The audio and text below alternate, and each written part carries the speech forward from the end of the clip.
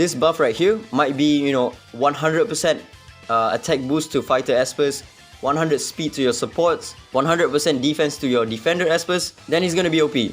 Bro, I mentioned that this guy is gonna be OP with all of the buffs that he's gonna provide for the specific typing, and it turns out he is extremely broken, probably the best support in the game. But I'm gonna go over Ling first because he's a little bit more tame. He's still very strong though.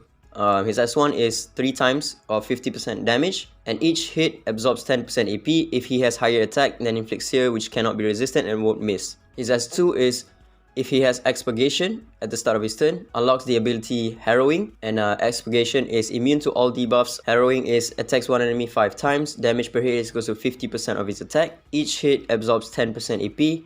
If he has higher attack than the enemy, the last hit deals extra true damage that ignores defense, which is equals to 150% of attack. His passive is crit damage and damage mitigation plus 30%, gains 1 stack of Endless Fire at the start of his turn, and gains 1 stack of Tameless after casting an ability. So Endless Fire is crit damage plus 20% per stack, maximum of 3 stacks, and Tameless is speed plus 10 per stack. Each stack absorbs damage equals to 25% of max HP. This is similar to Sakura's shield.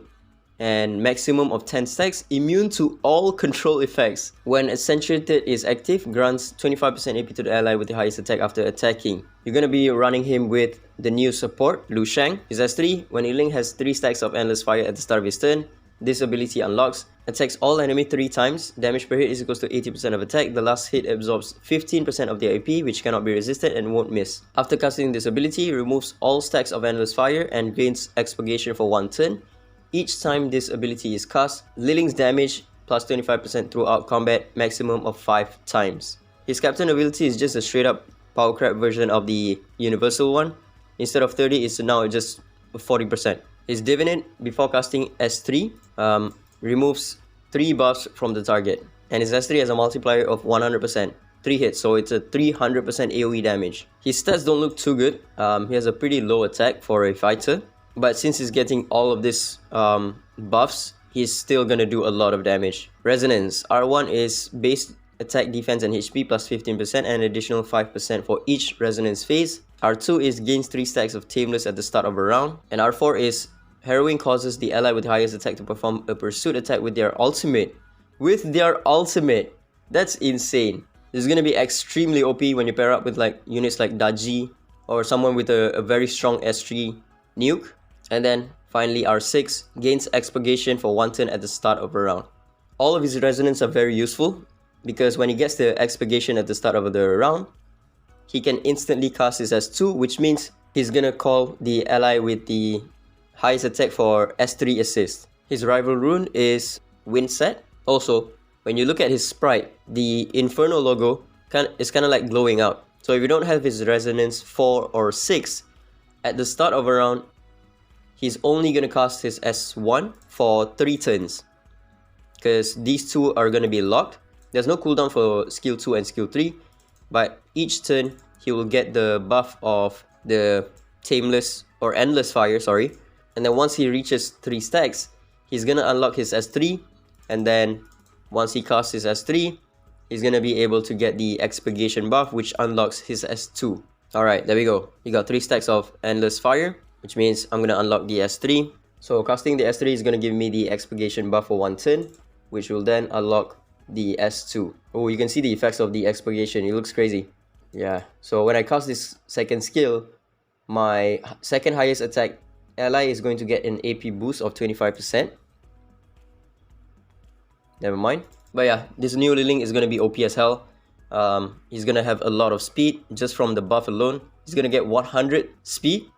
And after you cast his S3 a lot of times, you're going to get 125% additional damage. And his S2, especially when you have him at R4, is going to be extremely OP.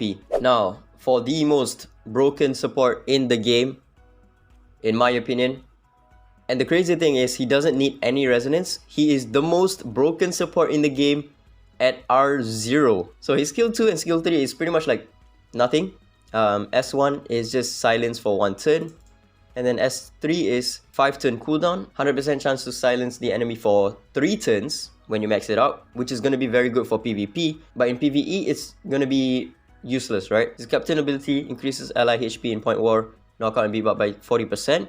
And then his passive, the most broken skill in the game. At the start of a round and when Shang revives, cast his ability if there are any surviving allies other than himself, gains Enlightened, and Enlighten is defense plus 50%, damage mitigation plus 25%. Grants his allies Accentuated, which is at the start of the carrier's turn, triggers effects based on Espers type. When he falls, removes all stacks of his Accentuation from his allies. At the start of the Accentuated carrier's turn, the following effects will activate based on their Esper type.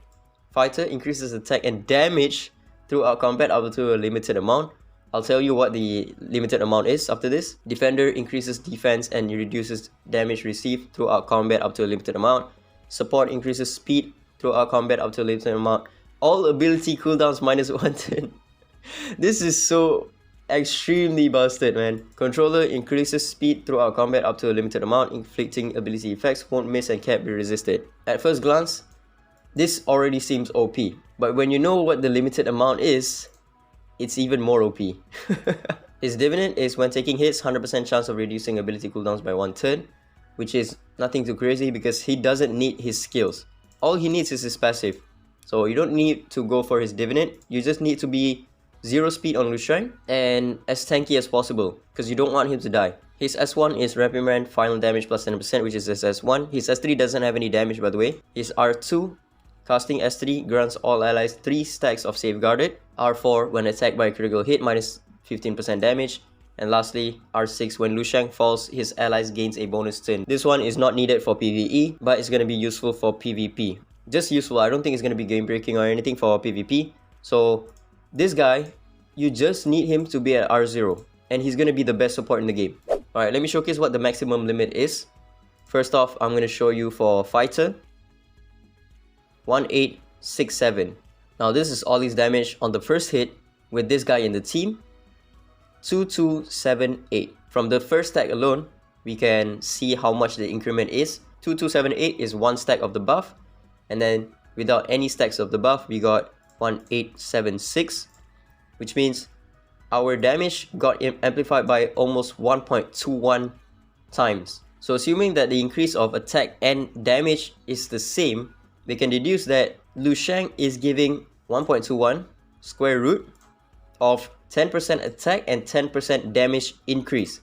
So if we plug that in, 1876 times 1.1, and then this is just the attack alone, times 1.1 again because of the damage. 2269, which is about the same as what we got just now, 2278. Let me just skip forward to when I get 10 stacks. Now, with 10 stacks of the buff on Ollie, which is the maximum stacks, the damage is 7799 divided by 1876. That's an amplified damage of 4.15. And if we square root that, that is equivalent to 2 times your attack and 2 times your damage. So that's the max stacks of Shang.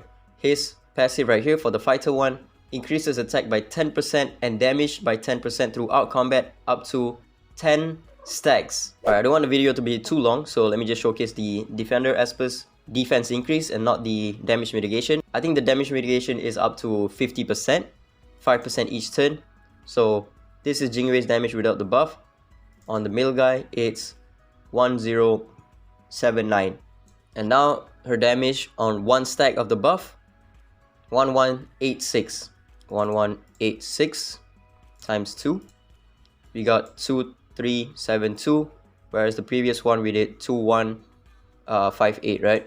We get a total of 10% defense increase. Not base defense, total defense. Alright, 10 stacks of the buff on Ggez. Let's take a look at the damage on the middle guy right here. 2157. 2157 times 2 because of double hit. We divide it by the base damage, which is this one. Now as you can see, the damage is straight up just double. It's not exactly 2 because of rounding errors.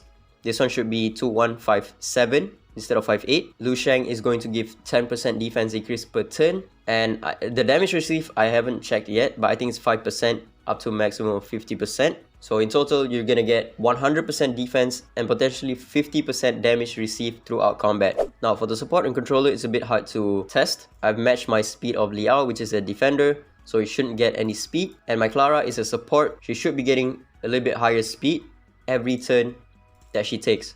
So right now, without Shang in the team, the AP of Clara and Liao is always going to be the same. So when my Liao gets a turn, there we go. His AP is at 100%, Clara's AP is at 100% as well. Now if I were to run Shang in the team, the first turn is going to go to Liao, but then afterwards, Clara is going to get more speed every turn that she takes. So right now, she already gets more speed, which means she's going to overtake Liao in terms of speed. Now if we take a look at the AP, Clara has 100% AP, while Liao has 98% AP. So with that being the case, it means that after the first speed up buff from Shang, Clara already gained a 2% lead over Liao, which means her speed on the first one is already 2% faster than Liao, right? So 187 times that by 1.02 because we want the 2% additional speed. In total, Clara has about 191 or 192 speed. Now the reason why I say 192 speed is because the rounding issues in DISLYTE is a little bit odd.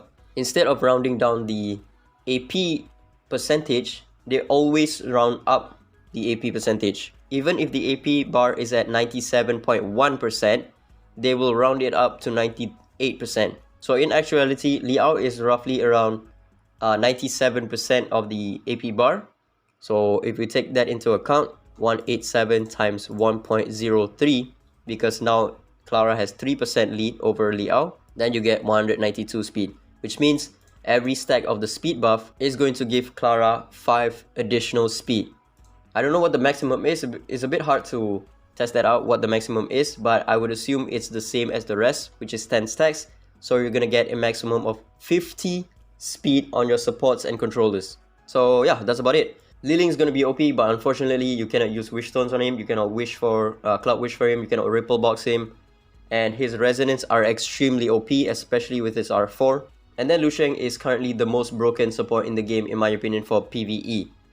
For PvP, not so much unless you have him at R6, but for PvE, undoubtedly he is the best support in the game. And the good thing is, all you need is R0. That's why I say always wait for a new Esper info release before going in and R6ing an Esper. R6 Sakura is one of the best units in the game, and even with this guy's release, is still one of the best units in the game. But if you didn't have an extra 100 wish stones to summon for this guy, then you're gonna be missing out what I think is the #1 support in the game currently for PvE. And yeah, that's about it. Ciao.